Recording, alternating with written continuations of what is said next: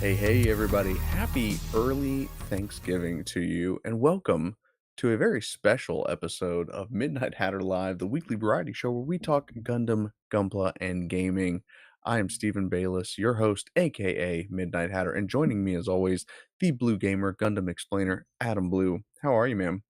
Hey, doing good, doing good. You know what? And it's that time of year. It's that week where I think as you get older, it means a little less. But like when you have a week off from school and you're excited. Oh, yeah. But I will say, as I get older in my full time job, it also gets slow. So it kind of works out that way because there's not as much going on, and so you kind of have that downtime. And then as someone that's a gamer, and I know you are too, it's like there's those games you play during the downtime, or sometimes you'll think back to the games you played because you had that time block to do it. Absolutely. Yeah, I mean that's me at like any family function is I'm typically like standing in the corner thinking like, "Man, when can I get back to playing my game?" Yeah, But exactly. You're just like, I know. Uh, but it is a great time of year, and, as you and I are both dads, and it's like Thanksgiving is one of those holidays that I've noticed, as you get older, it becomes less about spending it with your parents and more about, like, creating that in your own home and for your own family, which is it's kinda daunting in a way, but also exciting because it's like you get to set your own traditions, you get to create your own memories and that sort of yeah, stuff, like, you're not beholden to the things that your parents did or your significant other's parents yeah, do, things like that, and so it's different from a holiday like Christmas where, the traditions are set in stone, and I think that people typically, when it comes to, like, Easter, Christmas, those types of holidays, they tend to and correct me if I'm wrong, I yeah. might be completely speaking out of my rear end, but, like, Christmas traditions tend to be much more generational, and you repeat them longer throughout your life than you do other traditions such as Thanksgiving. Like, the mere idea that there is a Friendsgiving, but there's not a Friendsmas. Does that make sense? Oh, that's weird. Yeah. Well, yeah, that is interesting because, like, with Christmas, a lot of the US holidays and corporations work around that, so it's almost, like, embedded in society. "Oh, here's the Christmas It's true. holiday." It's almost, like, embedded, right? And, uh, I think that's true about the generational thing because I think with Easter, it even Halloween, kids in general just aren't trick or treating as much as they used to. Easter, it's not as big of a deal as I remember when I was younger, but but then there's also, and I don't know if this is a part of it too, is maybe kids are maturing faster out of those things. I wonder because you still have younger ones, and I have ones that are slightly older, and we're at the point now where some of that stuff isn't a big deal anymore. It's Yeah. and so sometimes it's augmenting that time to, oh, what's something nowadays that would be fun to do? And I'll be honest, man, like, I don't even know what to do anymore because the social messaging changes from year to year. Like, I remember there was the messaging was, "Hey, if you buy your kids a big gift on Christmas, make sure that you tell them it's from you and not from Santa so that the other kids in their class, for instance, don't think that Santa loves them more than they love, the other Yeah, kids. And so it's like, okay, yeah, no, that makes sense. Okay. But then like sometimes the messaging is like, hey, make sure that if you buy your kids a big present, tell them it's from Santa and not from you because we don't want the other kids in class to think their parents don't love them as much as you love your and it's like, look, man, like I don't can I just do what I want for my kids and not worry about, like, what other kids are feeling about what my kids get? Yeah. yeah. So the tradition is turning into trauma. Yeah. People's trauma is what then becomes the tradition, actually, because then people are kind of saying, "Oh, now we can't do this anymore, or we got to do it this way now." Um, Yeah. it, And it, it it's what's interesting is, like, have you ever heard that phrase, like, hurt people"? Yeah, Yeah. yeah, that's I right. mean, I feel like trauma is something that is just being shared not only generally generationally, but also laterally. Yep. This became a huge topic over on Discord today. If you guys haven't joined, the Discord link is down in the description. but, we were debating Gundam characters that nobody likes because currently, there's a big vote going on over who, the top 10 Gundam characters of all time were. And I mean, spoiler alert, Char won. Like Char's number 1. Don't Makes sense. worry, Camille's number 2. So we held it. Oh, really? That's good, that's good. But, a character like Kira didn't make the top 10. Um Oh, And so it led to this whole discussion about like, well, why do people hate Kira so much? Like he just doesn't want to fight, and it's like, well, there's a lot of Gundam characters that don't want to fight. yeah, That's not a Amuro, the unique original. right. Amuro himself doesn't want to fight. And so it led to this idea of like, well, which villains have suffered the worst trauma? Which heroes have suffered the worst trauma? And ultimately, and I think we've talked about this before, is it's like heroes and villains all suffer trauma. Like Yeah, it's that's relative. the defining characteristic of being a character in a story. But villains typically will take their trauma and externalize it and enforce it onto other people, whereas heroes take their trauma, bottle it up, and then try to prevent anyone else from experiencing the same thing. And that's the difference between heroes and villains, is they're not defined by their experiences, but they are defined by their actions and by their response to trauma. So Yeah, all that is to say, we're starting off tonight very heavy, yeah, which definitely. don't worry, tonight's show is going to be a lot lighter as we get into it because I Okay. went into this whole you know Thanksgiving season kind of pensive and considering a lot of different things. Oh, But the idea is, whether you're a character or a person, um, you know, trauma is uh what's the phrase they say is it's like it's like yeah, suffering is mandatory. Um what's I what was am thinking of the one where it's like everyone has had the worst trauma in their life or something like it's like a something like that. yeah, it's But to say that there's a n particular phrase that goes something like okay. suffering is mandatory, but like, inflicting pain is optional, something like that. Oh, I see what you're getting. That's yeah, Yeah. that's an interesting line. That it's Um, like Amuro should say that to Char as they're holding the asteroid back. exactly right. That's pretty Um, good. but you and I were just talking before the show started about holidays and the holiday spirit, and this is what got me thinking about this. Is it's like it's Thanksgiving. You don't see Thanksgiving in the Universal Century, Or do you? do you? I think I think there's one place. Do you know? No, lay it on me. Oh, this is You let me and guess. I It's think I'm right Victory. because I wanna say I posted it oh, what'd you say? Is it Victory? No, no. Uh-huh. I posted it in the Discord. It's, Code Fairy. Code Fairy, interesting. Yeah, don't they have that? I Because I let me know double Code Fairy has Halloween and Christmas, oh, maybe that's what cue I'm the thinking. Blink-182. Okay. Let me But, double check because actually that sounds right, the Halloween because I posted that and then the and they do Christmas also, Code Fairy? 100%, they definitely do Christmas because I remember the Zaku putting the star on the Christmas tree. Um, So but then, yeah, no Thanksgiving. So no that Thanksgiving, but that's not a problem, that makes sense because Thanksgiving is a strictly American holiday, right? So, there are, um oh, there are religious holidays, things like Christmas, Easter, etc.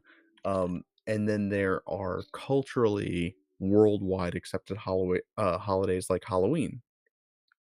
And so those holidays made their way into Gundam, which makes sense because they transcend nation, they transcend national identity.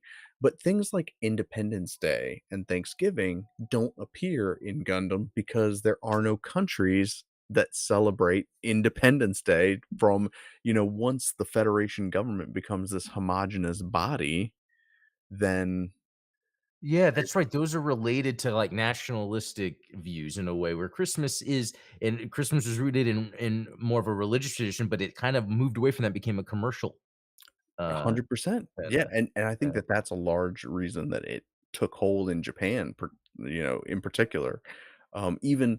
Even in 0080, they have the Happy New Year banner that they put up, like, at the end of the, Oh, uh that's right, yeah. so, like, New Year is another thing that's, like, that's something that everyone's gonna celebrate is the new year of the Gregorian calendar. And even that would be up for debate because you have Chinese New Year versus Oh, or because they changed it to universal century, we don't really know what necessarily the time of the new year, yeah, so it you could just be nailed it, whatever. man. Yeah, yeah, So I love this. This is a really good I'm topic so to excited for tonight because this is, we're gonna get into speculation, we're gonna get into some wild theories, but basically what I was trying to get at was like, surely we don't have no holidays in the universal century. Like, they have to have holidays. And maybe they don't line up with the holidays that we're familiar with in contemporary times. And so what I did was I actually fed in as much information as I had on the colonies and on Earth from the universal century into AI, and I said, "Give me 10 nationalistic holidays that might be celebrated in the universal century. Give me the dates, why they're celebrated on that date, where they celebrate them, what kind of food they eat, what kind of traditions they have."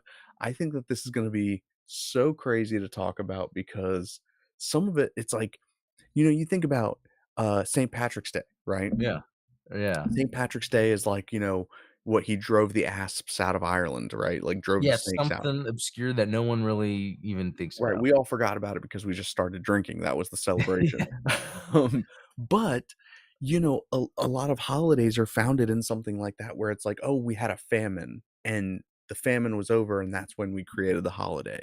So it's like, what if in the universal century, maybe you had an agricultural pod that malfunctioned, and it resulted in a famine on a colony, and so then there's a Oh. holiday around the ending of that famine.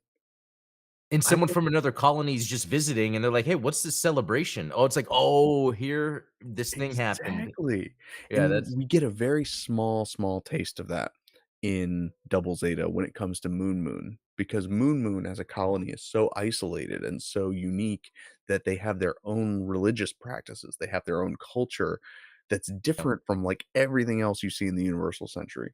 So, basically, tonight, what I'd like to do is go through what AI came up with as some potential holidays that could exist in the Universal Century and see what we think about them.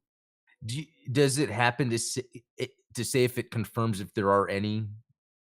Um, None, there are none. Oh, none, okay. nothing, which was crazy, it's like, there were some really good suggestions that tie into the lore of Gundam, but in particular, I almost, like, instructed it, like, don't just focus on things that are in the series because the first suggestions were things like Amuro Day, and it's like, no, no, no, Oh, that's okay. stupid. Don't do that, Yeah.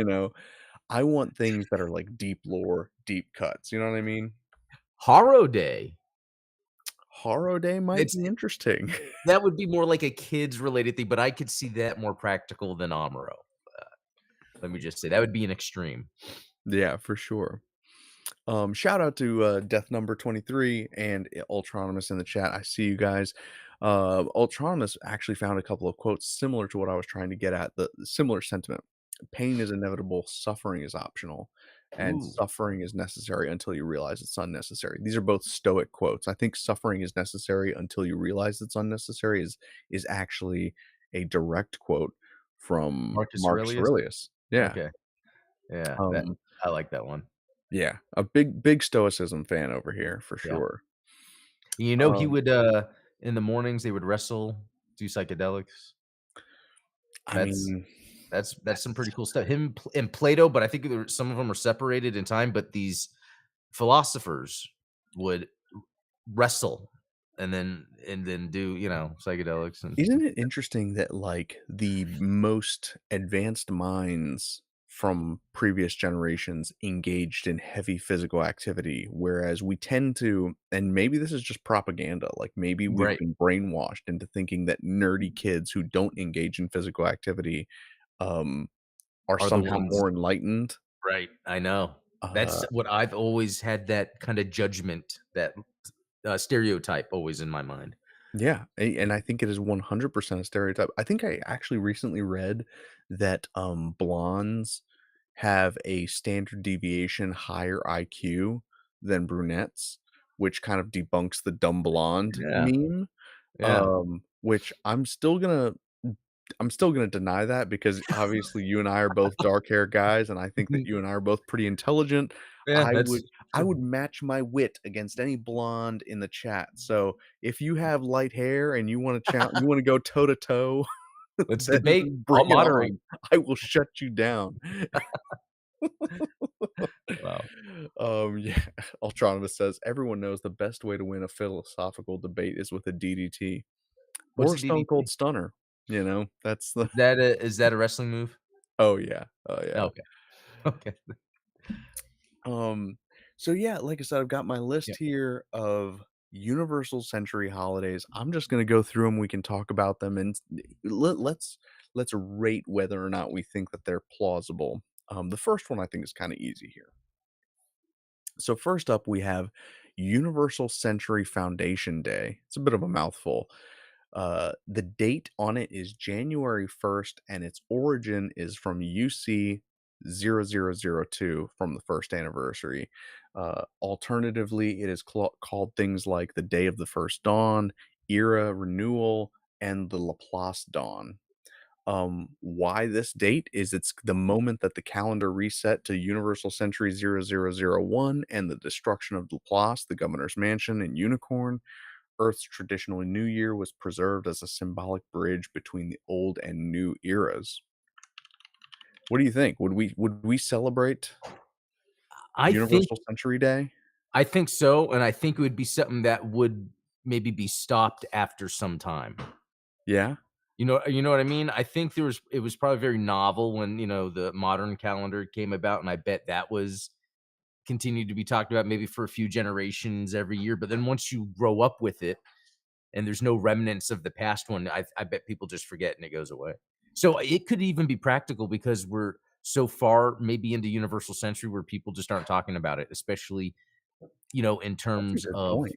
like who is establishing it. Is it the Earth Federation that's establishing it? Is that a Earth Federation holiday then? And then the colonies are like, they can celebrate that. That's Well, interesting. let's talk about that because the Okay. traditions that are kind of practiced are, generally speaking, colony-wide holographic aurora displays, a moment of silence for those lost in the Laplace destruction, Oh, and kids release microstar balloons that are glitter-filled microgravity safe bags towards the colony cylinder ends. So it's like a wow. and then there are side-specific traditions. So, for instance, side 1 does the Shangri-La Sky Dance, which is a synchronized zero-G parade of youth performers who spin along the colony axes. And in side 3, they have closed-type colonies, so they project internal lighting shifts simulating Earth's sunrise, which is a luxury among closed-type colonies because they don't ever see the sunrise because they don't have colony mirrors, they're closed. Right. So, maybe That's those are things that, like, they don't they just kinda stop considering them as, you Or know they continue some of those traditions, but they get folded into other things. And so it's like people kind of forget, oh, this was because of the universal century starting. Yeah, that's yeah. Yeah. So, I love that it came up with, like, these very specific traditions, Yeah, like releasing lanterns, I um, know. Yeah, that was good. so I like that's that. a good one. Um, Number 2, we have Earth Restoration Memorial Day. Again, it's another mouthful. I don't know how I feel about, like, the name of it, but we have some alternative names. This is on April 22nd, and it started after UC 0081. And it's specifically post one-year war week reconstruction milestones. Alternative names for it are Regreen Day, World Healing Day, and the Renewal. The reason that they chose this date is because it commemorates the old Earth's environmental Earth Day, which is a symbolic Mm. um, decision made by the Federation Reconstruction Committee, which that sounds like a bureaucracy that would be in the Federation. Oh yeah, we're part of the Reconstruction Committee. Yeah, so it's Yep. um and it is observed by people on Earth and it's all and also eco-conscious colonies. Earth will hold global reforestation events. Colonies will plant arrowroot vines, which is a hardy plant engineered to bloom in low gravity. Many sides prepare what they call Earth meals, dishes that use only pre-war Earth plant varieties. Sorry, that's a a bit of a mouthful. So Yeah. basically utilizing only things that are like heirloom that were not grown on the colonies, which is kind of an interesting which Yeah. would make it an expensive tradition because then it's like, Yeah. "Oh, well, how am I gonna import my earth vegetables? I have to." Some Mm. local variations involve Side 2. They commemorate the loss of Island Ifish, which was the island that was the colony that was dropped during the One-Year War. Oh, okay. Their version is much more somber, candles in sealed jars representing containment that are placed in public parks. Side 4, Moore/Frontier, the Thunderbolt sector, survivors of the Thunderbolt sector hold a silent orbit moment, turning off their non-essential electronics for 1 minute in observance of Earth Day. Hmm.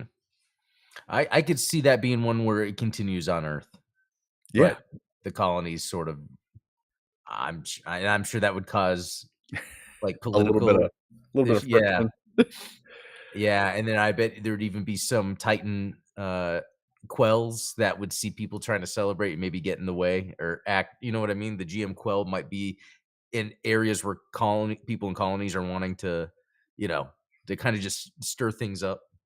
Yeah, 100%, man. Like that's the other thing about some of these is because they are so nationalistic um in terms of their celebration. That's something that the AI didn't even think about is like what would be the cultural contention? Would there be conflict about celebrating some of these particular Oh, yeah, holidays? and there would be by 100%. default. I mean, they fight about everything. Come on. Yeah, I know, I know. Number 3, Side Independence Recognition Week. So this is it's a Mm, week held from April 1st to April 7th. It started in 0078 after Side Six's autonomy agreement was recognized. Alternative names include Autonomy Week, the 7 Days of Identity, or the Side Rights Week. Why April is because April declared autonomy in April UC of 0077, the first and only peaceful break from the Federation before the One-Year War. Everybody else seceded, in Zionic mm. fashion. So, yeah, Side 6 was the only Oh. ones that kind of had a peaceful break. Oh, General okay, tradition. I don't This think I one's knew good. that. Yeah, This one's um, good. but they really did have a peaceful break? They did. There's no specific, name for it, but what was interesting is the first bout, uh, the AI came up with this great name. What was it? It was something like, the Side Independence Accords, so it was like a treaty Oh, that they had signed, and I was like, "I know that that's not a real treaty, but that oh. would almost fit with what." Well, But I guess no, it makes sense because 'cause they're not supposed to have any weapons on that colony anyway, so that would make sense that it's like, correct. yeah, you're Side gonna 6 have was a neutral colony. yeah, so that makes sense for neutral, Yeah. like Venezuela is neutral, like, Yeah, I Sweden. So yeah, they have week-long cultural exhibitions, interside food fairs, which is kind of an interesting thought, like if there's different flora and fauna that's grown on different yeah, colonies. that evolves over time, different characteristics, yeah, I never thought about Yeah. that. Some specific traditions are Side 6 has the Neutral Blue Festival, where citizens wear blue and white, honoring the side's diplomatic neutrality. Mm, Side 1 has the Three Colony Parade, honoring the oldest colonies, which are Shangri-La, Londinian, and Albanian. And then side 5 has the Loom Survivors, tradition, which is a small private remembrance. Theirs is not about, obviously, independence, but more about, you know, the, losses from the Oh, Battle of Loom. yeah. Um, in some side 6 markets, vendors will sell Riyah lionfish, which is a spiky, vivid blue seafood substitute rumored to have originated from an experimental aquacultural tank damaged during the Cyclops team infiltration. No one knows if this is true or a marketing stunt. This was an awesome, like, fan theory. And it made it up? It totally made it up. That is cool. That is cool. I So, like that. kind of an interesting thing because I mean, that kind of lines up with some of the stuff we have now. It's like, we have, like, the imitation crab meat. So it's like, if you Yeah. think about on side 6, maybe they have, like, a blue imitation crab meat type dish. Yeah, I really like this. I mean, I feel like over time, people should be open and kind of collect these little neat fanfic tidbits that AI spits out, and eventually, like, kind of have that as part of maybe some background connective world building, you know? Well, this is the type of stuff, and if we'll take a break from talking about them specifically, but this is the kind of stuff that I love about sci-fi, in particular world building. And Yeah. one of the things that I actually told the AI about was there are 2 examples in my mind that are the perfect example of world building, which are Han Solo telling Obi-Wan Kenobi about the Kessel Run, Oh, yeah. because the audience doesn't know or care what the Kessel Run is. All they know is that this guy in a bar said, "You don't know my ship that made the Kessel Run in 12 parsecs?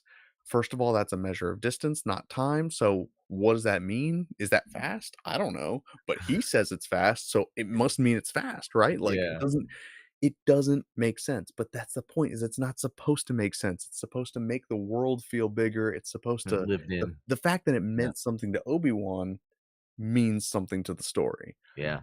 Star Wars Um is the best example of that. Oh, so good. The other example I brought up from Star Wars was bullseyeing Womp Rats back home in my Oh, T-16. Is like, yeah, that's a good one. you never once in A New Hope see a T-16 Skyhopper, but the fact that Luke Skywalker says they exist, it's like, "Yep, I get it. That's a thing that everyone knows." So here's the thing, you do see a model of one, and you do see part of one in the Right, because 'cause he's background. got the, like, Inside his little hut. yeah, But yeah, when he's never talking doing to the thing, C-3PO. and then I think they even added the Womp Rats in the special edition. They did. They added, Yeah, like, a scene where they're skittering yeah. across the desert. But the other example I was talking about, which was not from Star Wars, this is from Blade Runner actually, is at the end Ooh, of Blade Runner. yes, that's a good Um, one. the monologue that what's the character's name? Batty, Rutger Roy Batty, Hauer's Batty. Rutger Um, Hauer's character? yeah, when Roy Batty. Yeah, Roy Batty, yeah. yeah. He's giving his speech to Deckard, and he says, "Oh, I've seen things you people couldn't possibly imagine. I've seen attack ships on fire over Orion." Like, what was it about Tannhauser Gate? He just rattles off these things, and the audience doesn't know what he's talking about, but just the fact that he says it with such conviction and says, like, "I've seen these amazing things that you could never possibly understand."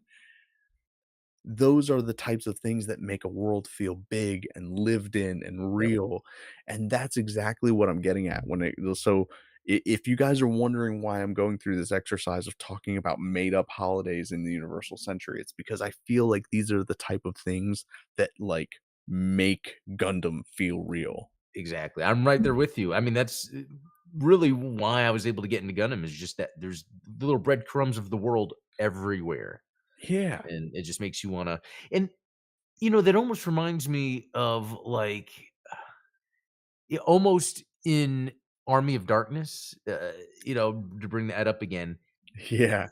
it does it in a certain way too because you are the main character back in time now, and it's like, okay, what is this?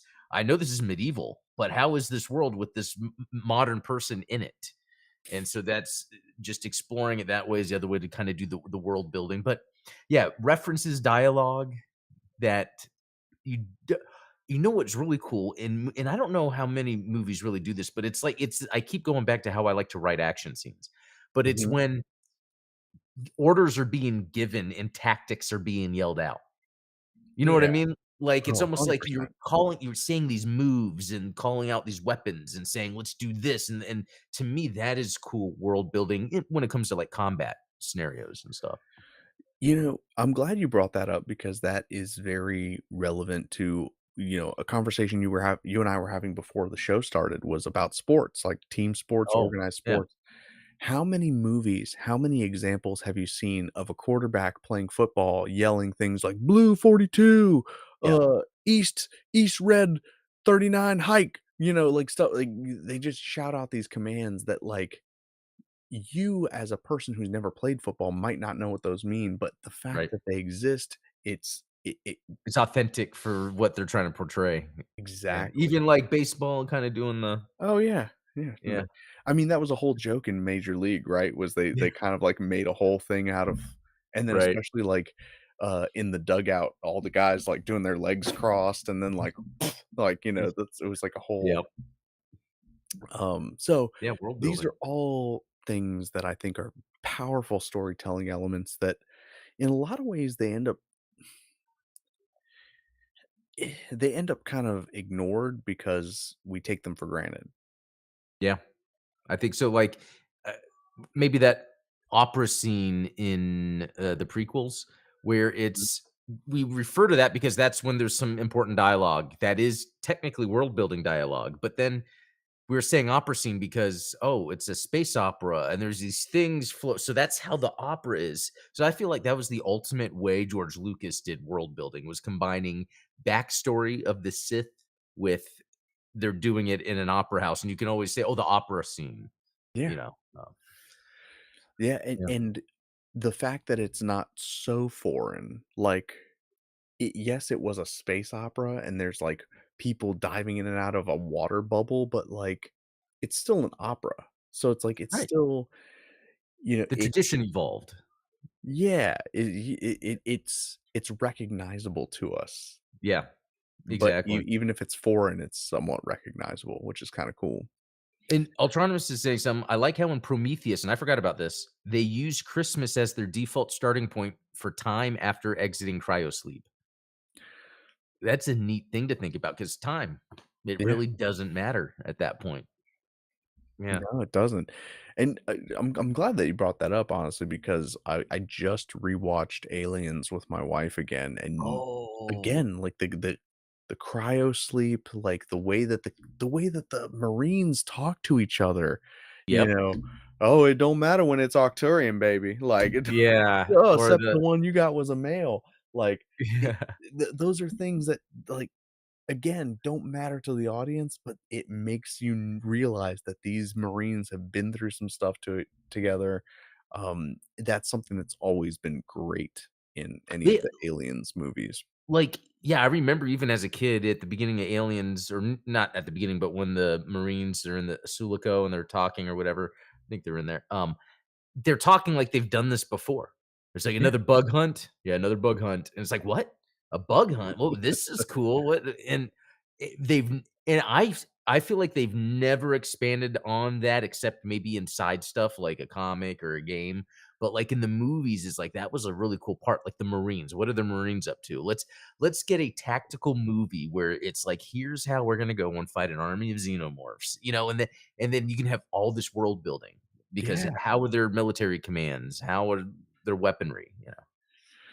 Yeah, and you said it best is it's like these are things that don't get expanded upon in the movie themselves. They're things that like people later will come back and assign meaning to, which, Mhm. it's like you didn't have to. I always say it's like answering the unasked questions. Um, Yeah. Yeah, and then sometimes, yeah, you come back to them, like, lately since Predator: Badlands, which is another great example of world building material, that whole series is like that, and this is it was interesting, I went back and watched, Predators, the and Predator, the Predator, they're the like all ones. on Hulu right now. Oh, well, that would Yeah. make sense. Yeah, Disney and all that, but, uh, so Predators in 2010, The Predator 2018, both of those, in my opinion, are not good movies, but I like the Predator lore. So, and this is the same thing with AVP too. I know I can watch them and I will enjoy all the Predator Yautja scenes. But the way the story is being executed, I'm not liking, but hey, I'm seeing some Predator weaponry. I'm seeing, oh, this is a new clan. Oh, interesting how their mask looks. Like that's the stuff then that gets me interested. And I think that's what Yeah. allows an an IP to exist. Even if the material might be substandard, it might give interesting information about a world that's what keeps it alive. Um, Yeah, absolutely, and leaving it open-ended and letting the fans fill in the blanks themselves does a lot of. the one that was never resolved. Did you ever see the movie Deep Rising? No. Okay. 1996, 1997 movie. I love it. It's made by Steven Summers right before he did The Mummy, and it's basically this giant cruise ship that gets a mercenary guy that owns a boat was hired to take these guys to a cruise liner. They get in and it's attacked by a monster. It's a badass movie, but at the end, it has a cliffhanger that shows something from the movie in another light, and you're like, "Oh, wait a minute." And then it ends, and it's like, "Okay, is there more?" And there's never been a sequel, they've never talked about it, and I've since then always been fascinated, but it's weird because when we talk about the greater consciousness, the collective consciousness, Yeah. no one seems to care about Deep Rising, and I feel like it's so awesome. It has, what's his name? Williams. Is his name Treat it's in Williams? yeah, Treat Williams? Yeah, the guy Yeah, from, he's like, the The main Substitute and yeah, yeah. he's the main actor, and I he love is him. awesome. Yeah, and Famke Janssen, Oh, uh, yeah. in GoldenEye, Um, she's in it. So, I like how you said GoldenEye, I'm like, X-Men, yeah. oh, yeah. That's funny. Dude, GoldenEye was such a big I saw that in the theater with my dad, and I loved that movie so much, and then the game came out. That is so ingrained in me. That Even is though such a X-Men childhood defining, like. yeah. I think the X-Men thing, and I know we're getting off topic, but it's because the costume. That was Mm, the whole thing about that movie at the end of the day. It was amazing seeing an X-Men movie in the theater, but the costumes. Ugh. yeah. What were you expecting, yellow spandex? Yeah. Yes, please. Actually, it would've been nice. Yeah. But yeah, so yeah, diving back into it, Yeah. I think we're gonna get into some, like, much more obscure holidays here. Number Okay. 4, Munzo Remembrance Day, which is observed on November 7th, started UC060, which is the first anniversary of Kantialism's adaptation as a civic philosophy, also known as Daikun Day or the Quiet Dawn. It is said to align with the date that Zeonzum Daikun first gave his Sacred Earth speech in Munzo. Wow. Lanterns are released towards the colony end in closed type colonies. The lanterns will attach magnetically to the axial light fixtures, so they have basically floating lanterns that they cast out into the colony, and they've got magnets on them that click to the end of the colony. People will read some of Daikun's non-political writings and sacred soil ceremonies where children will lay down symbolic grains of regolith into community gardens. Wow. Wait, what year did it start? Uh, 0060? Hmm. So that was I forget, did he die It would have by been when then? he died, yeah. So it was after his death. Mhm. I almost feel like the Zabi family wouldn't let that happen. That's yeah. I was just thinking, I was like, was this like later on when people were realize or is this early on the propaganda machine would have but no, that's cool. It's cool to bring So up I'm stuff like I'm that glad you so we mentioned that can because it's like, apparently one of the fan myths is every year conspiracy communities claim that a faint echo of Daikun's final speech can be heard in the subsonic resonance of Side Three's colony walls when they shift lighting cycles. Engineers deny that this phenomena exists. oh, I love that little bit of myth lore. That's good. I love that that's like a I mean, these are the types of things that make it great. People will Yeah. typically dress in pale gray robes with a single vertical green stripe, evoking the cloisters of Munzo, and they drink bitter leaf tea. Hmm, okay. Now, Along that same vein, there is Zionic Independence Day, which is celebrated on September 15th of 0058, which was Side Three's Declaration of Independence, also known as Republic Day and Sovereignty Day.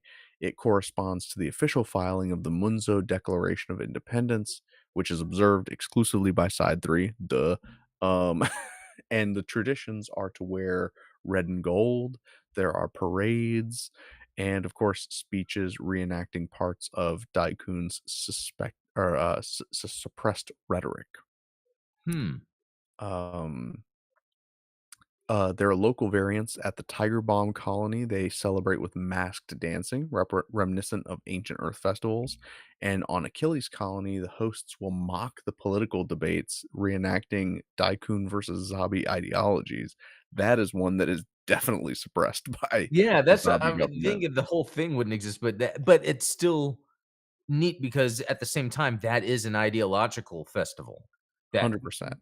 and it could be happening anyway, and it might be just among some people, so it's not like it wouldn't happen, it's just that that's an interesting one because it tells more of the story of the individuals in the Yeah. colonies. Yeah, that's cool. Next we have Colony Founders Day, which varies by colony. It's tied to the first rotational cycle following completion. The earliest started around UC 30, also called Cylinder Day, or the first spin. Usually results in colony-wide picnics, first spin cakes, which are round cakes divided into thirds in order to represent the colony mirrors, Oh, that's um, cool. and public tours of the engineering decks. There are some colony specific traditions, such as Londinium will have a Federation style formal parade. Side 2 serves Amelia flatbread, which is rumored to originate during a famine that was caused by a malfunctioning agricultural pod. Legend says that the colonists survived for weeks on a single variety of algae based flatbread. So That's that one great. that is Yeah, that that's beautiful lore, like, you can imagine, somebody from the Federation going to side 2 and they're like, "Hey, happy colony day, here's some of this flatbread," and they're like, "This tastes awful, why are you eating it?" And it's like, yeah, "Well, it's commemorative because we had the right. famine," you know? Yeah, and it's good for you. Keeps you alive. Exactly right. Green Oasis has a mirror painting festival where children will paint colored lights onto colony mirror arrays, and Side 7 has an exhibition of prototype MS frames. Hmm, Yeah. that's cool. Um, Shangri-La claims that their first spin was delayed because a rogue asteroid mining drone got stuck in an axial pipe. No one knows if this is a joke or not, Wow, that's funny. which I think probably relates to something that Judo must have done. Yep. There you go. There you go. But I like that idea of like an old what wives' tale was that what they Yeah. say? Yeah. Huh. Um, Next we have Moon's solstice celebration, which is celebrated on June 21st. Its origin is actually pre-1 year war. Their cultural isolation makes records unclear, so they can't nail down exactly what date it started. But it's also called Sun Path Day or the Great Illumination. Why this date is because their ancestral myths reference the longest day, despite living on a colony with controlled lighting. Uh, and What the longest day maybe being on Earth? Like what the longest day on Earth was, and maybe they just incorporate that into the colony? It could be, or it could be like 'Cause that's June whenever. 21st, isn't it? Yeah, so it would be Yeah. during the summer solstice for sure. But there wouldn't be that on the colony. You know what No. like, so that's pretty cool. That's almost like the myth is encoded regardless of who or where what they are. Yeah, it transcends location Yeah. or, yeah. And that's some of the longest mythical traditions humans have on the planet anyway, is our relation with the stars and the moon. So it would make it's a very cool idea because that is so ingrained in our history that that could carry over into a spacefaring, Especially a colony like Moon, which is so esoteric and, yep. if there was a particular colony in the universal century that's divorced from, like, the overly scientific, kind of rational, enlightenment thinking, it would be Moon. Yeah, exactly. Yeah. That's So traditionally, they will wear white robes adorned with green fibers. They have drum processions mimicking solar thunder. Don't know what that means, but um, they will talk about the Sun Path legend, which references a mysterious sky gate that few outsiders understand. Local foods include moon roots, which are starchy tubers, so like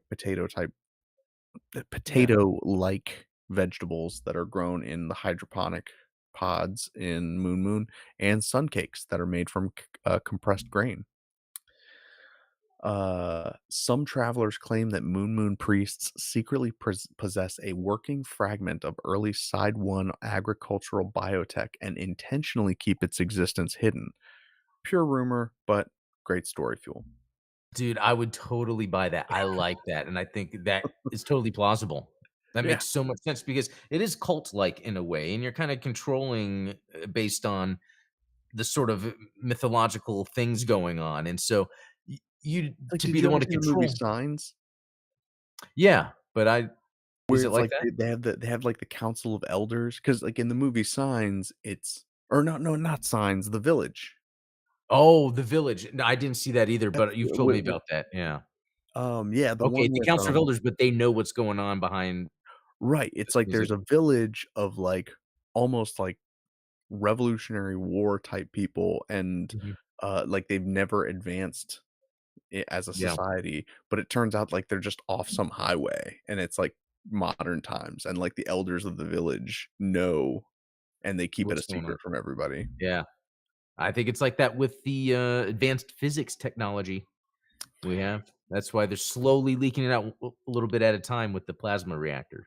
Um, it's Or do they fascinating. mean to? Or are people leaking it out to try and Well, I think it's because it was primarily backed by Peter Thiel, and he Oh, yeah. was getting money from the government to do things, so, Mm, yeah, that's why I do think it's a controlled release of, "Okay, here's the," and it's to power Microsoft's AI, so that's the zeitgeist of technology and human advancement right now, so it kinda makes sense. Yeah. yeah. But that's cool because, I mean, it's I like that type of conspiratorial stuff, and it's so plausible for that to be. So I'd love to keep that as a little piece of headcanon. Yeah, I think that that's definitely, green-pilled, thinking as far as conspiracy theories go. It's definitely not as, nefarious as some other conspiracy Right. theories go. Exactly.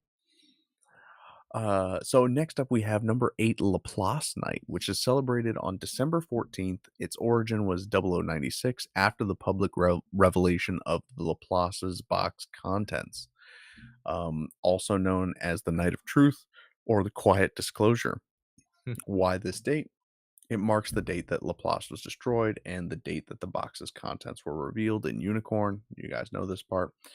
Traditionally, candles are placed in observation windows. There are public readings of the Universal Century Charter, and there is a silent minute, a moment of silence acknowledging the erased rights of space noids.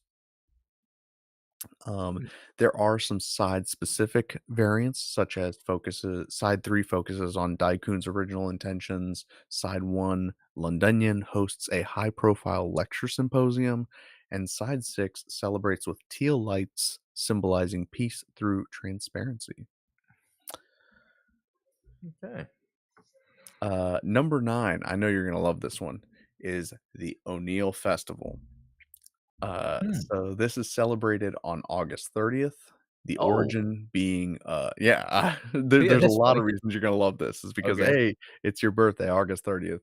Started in UC 0045, celebrating the widespread adoption of the Island 3 habitats, also called the Cylinder Festival or O'Neill's Jubilee. It was reportedly the first date that Island 3 hit full spin and achieved gravity independence. Traditions include robotics races along the colony roads. Students will build miniature rotating habitats. So, like, science fair projects, that type of thing. Um, and all of this goes back to, obviously the O'Neill cylinder. O'Neill cylinder. Yeah, that is a really cool, detailed, and practical. What am I trying to say? It makes sense. Yeah. Yeah. Realistic. That's one of my favorite ones on the list that it came Yeah. up with because it's like, And again, the date lines up. I think, uh, 45? there was I think there was a suggestion, and I'll have to double check this. I think that that was the birthday of O'Neill was on Oh. August 30th as well, but Oh, okay. don't quote me on that. Um, yeah, very fun holiday, I think. Yeah. And then finally, we have number 10, Green Noah Peace Day, celebrated on September 18th, UC 85, after the reconstruction of Green Oasis, also known as First Contact Day and the White Flash Anniversary. It marks the first appearance of the RX-78-2 Gundam in the historical battle inside Side 7. It's almost exclusively observed by Side 7 Federation R&D communities, mobile suit engineers. Children will write peace papers describing the world that they want and hang them near colony viewports. There's a public display of decommissioned mobile suit parts, namely the ones that Amuros set on fire using the super napalm, and green and white ribbons are worn by students to commemorate the day. Oh, Some local foods that are served on the colony include harvest bowls using crops identical to those grown during the colony's earliest agricultural cycles, and white base bread, a oh, simple loaf made by engineers during the Reconstruction era. Lost recipe theorized to include a yeast strain unique to Side Seven's early hydroponics. wow. Super specific. I love it. Yeah, Yeast. that one's, uh, this was one of the ones that I was like, "Ugh, I don't want something that's tied directly to, like, Gundam lore," but there were some of the details in there that I really appreciated, such as, like, the Yeah. harvest bowls and things like that, so But it makes sense to have holidays kinda celebrating like, that's the ironic right, is that the word I'm looking for? The thing about it, like, celebrating the war stuff. yeah. You know, like, I feel like that is Gundam-y, where it's like that's what Tomino wouldn't want people to do, so he would write in, "Oh, yes, there would be a holiday for the white base." Because, of course, people would celebrate it going out and fighting and killing. Yeah. Well, yeah, I Oh, mean, it would, like, be our version of D-Day or Armistice Day, yeah. and that's Yep. ultimately what I'm getting at with some of these like fan holidays is that there is a missing component to the already rich world building that goes on in Gundam in the form of holidays. And like I said, especially with Thanksgiving being tomorrow, I was like, wait, nobody's celebrating Thanksgiving in the Universal Century. Come on. Like Yeah. what are they going to celebrate? And so I was thinking to myself like, well, Thanksgiving is a celebration that occurred after a famine, Mhm. so, what if the agricultural, pods broke down?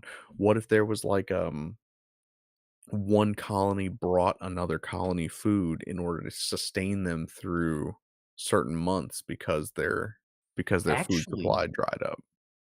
actually, that's a good way to add to this. So if it was where Thanksgiving was the tradition from Earth, from America specifically, and you Yeah, could think because of American advancement, it was kind of and there's Thanksgiving in other countries too, just on different dates and for different reasons and stuff, but it has that same thing.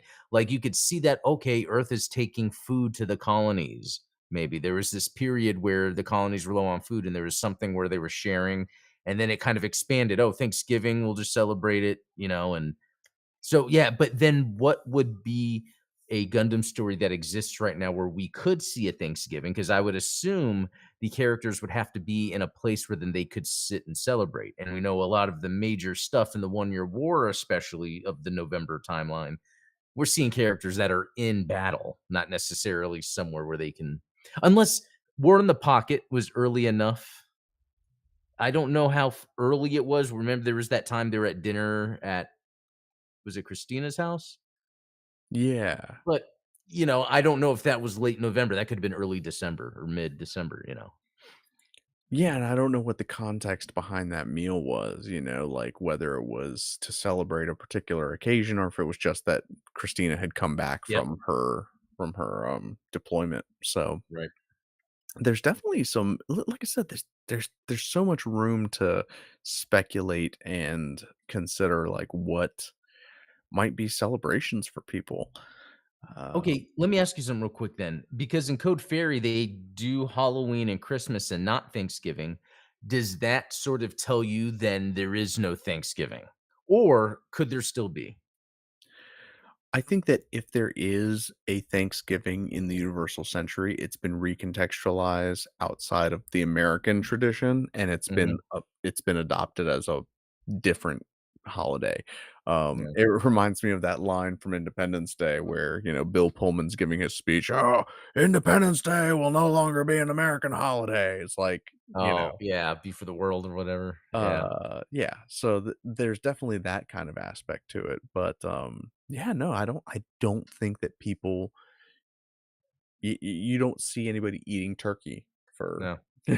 And Yeah. and to speak on it culturally outside of the universe, it could be in Japan, things like Christmas and Halloween are very recognizable for a They are. wider audience, whereas Thanksgiving, maybe it's just not at all, really, because there's not other than a turkey or maybe a pilgrim hat, there's not really much.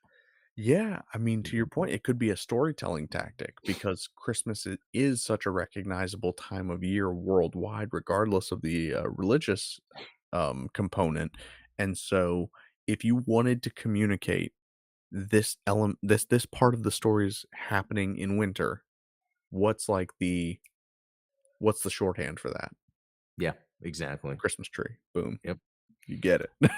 Yeah, I mean, in 0080, it's interesting, so many movies and shows that don't have to do it, but they add it because there's that other layer, there's that subconscious aura, vibe that you get from Christmassy stuff.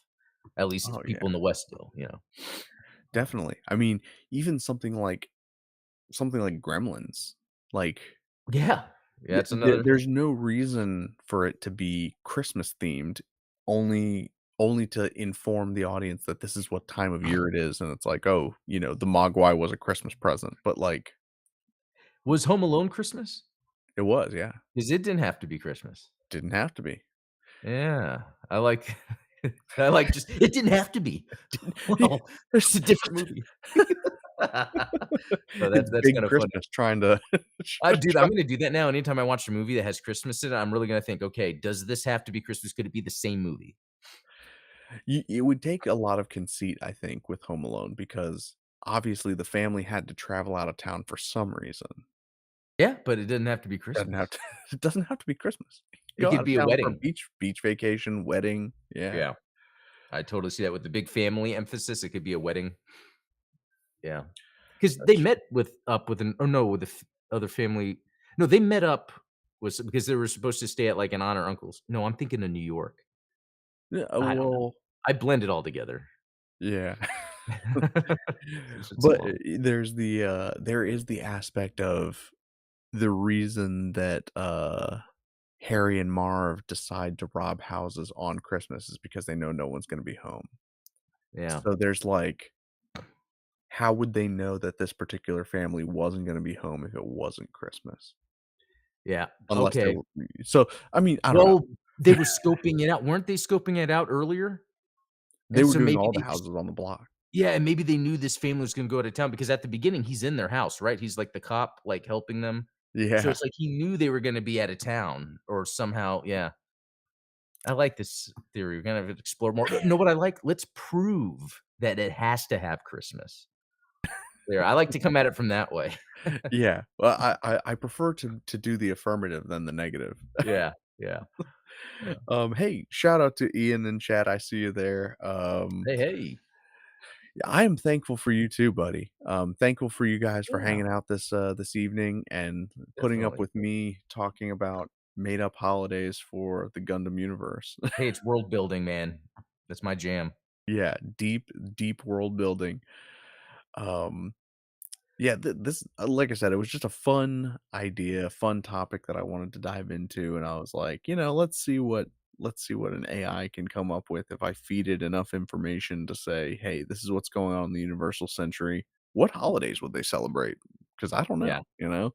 I that's think it pretty came good. up with some really interesting stuff, in particular, Yeah. like the specific traditions and like. Yeah, the little things that are going on, yeah, that is cool. But yeah, thank you, Adam, as always, Of course. for sharing Thank you. this with us. And if you guys haven't checked it out, Adam did drop a video earlier today Oh, yeah. It's Sweeney related, so if that triggers you, Oh, you know, yeah, don't don't get triggered. No, I kid. It's actually, it's related to the Gundam live action movie, so it's Yeah. not specifically Sweeney related, but Some yeah, I interesting stuff in there, so, yeah, and if anything, it definitely, as you and I were talking about before the show started, it makes me realize that Jim Mickle's the right guy for the job, and I'm yeah. looking forward to what's coming for us in the Gundam live action movie. And of course, yeah, if we don't see you before Thanksgiving, have a happy Thanksgiving, you guys. Hope you Yeah. guys get stuffed on delicious food, and we Heck will yeah. catch up with you next time. Yeah, thank you all. Cheers. See ya.